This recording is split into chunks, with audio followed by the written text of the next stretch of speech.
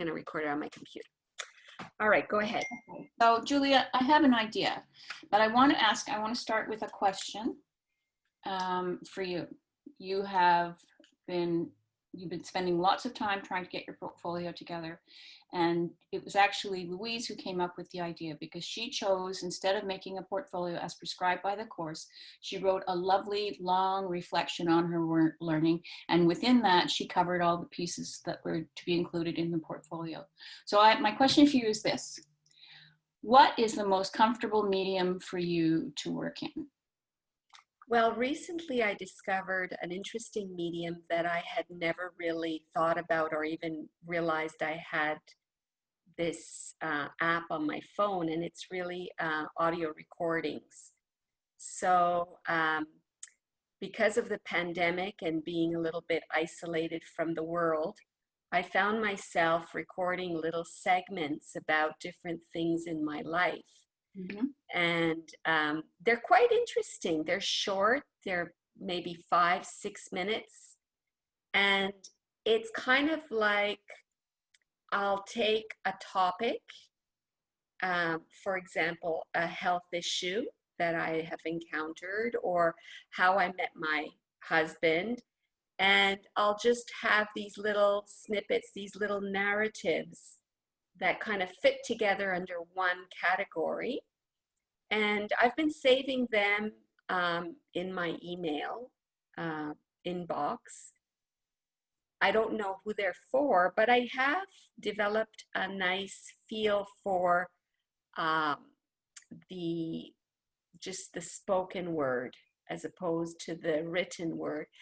I can do it while I'm driving. I can record my voice when I'm sitting outside, even taking a walk. I could just pretend I'm talking on the phone. No one would know the difference. Mm-hmm. So this is a medium that I feel very comfortable with. I can manage my time more efficiently. I could be washing dishes and or cooking and just giving my little narrative. So does that answer your question?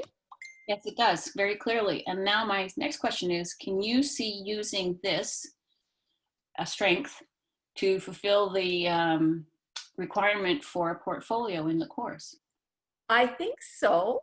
I think I could, but how would that end up being represented to whoever wants to examine the portfolio? It would have to be delivered as a link. And when we do the library of exemplars, it would have to be included as a link. The other 4 have done portfolios as prescribed by the course. Yours and Louise are different, and I think that that is wonderful, or yours would be different. That's wonderful, because part of action research is not to be doing things lockstep. And we talked about arts-based inquiry and métissage and things like that. And so what we did when we developed the first round for the course was we put a cap on creativity. And it only started to come out when we were having conversations and when we were exchanging in the forum. But Louise made it very, very clear to me that what we had made a big mistake. And then I started thinking about, it's okay. It's a pilot. We're allowed to make mistakes. Yeah, that's true. And mistakes are good.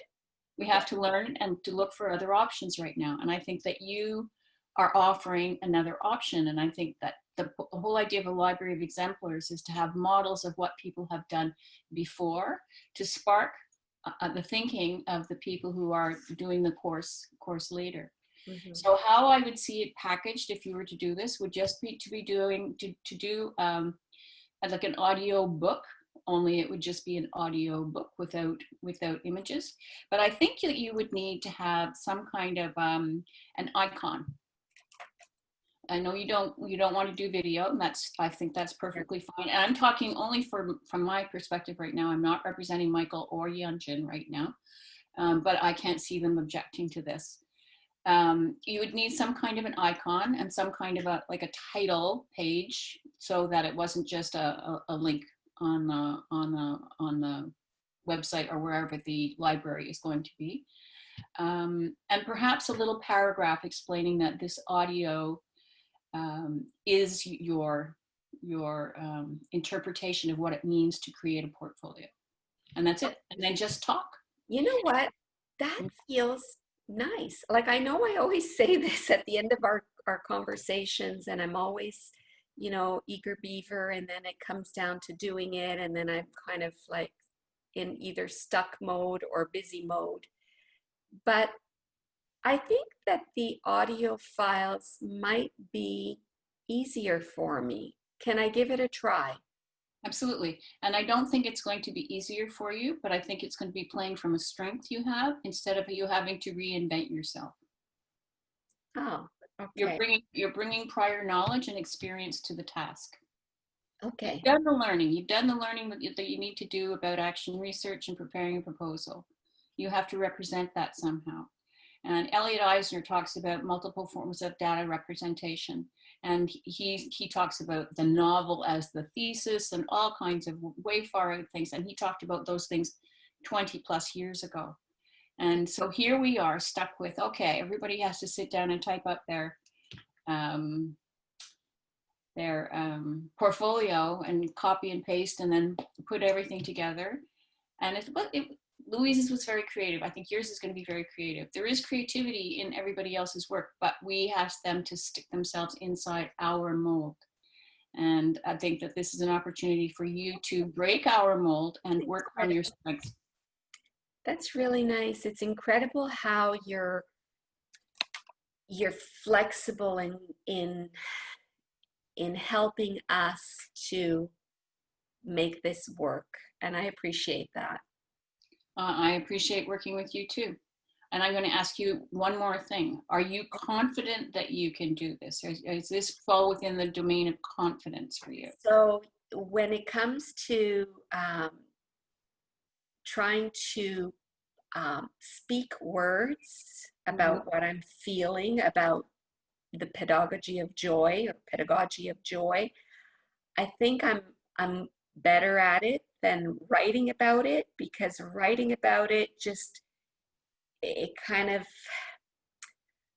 I don't know where to begin and where to end, or sometimes, it could just go off into a new tangent. And then, like in the written form, it could be difficult for the reader to really understand where I'm going. Whereas if I'm recording, and this is what I've learned from the other recordings that I've done, if I start going off into some other direction, I could end my recording and then take it up again. Mm-hmm.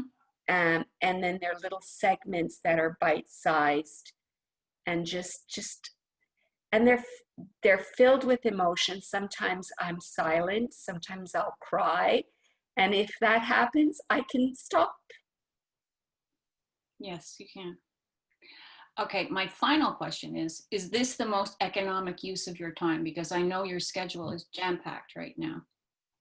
I believe that it would probably be the biggest time saver, because right now, so it's 10:49, at 11:15, I have to prepare a little soup for my mom.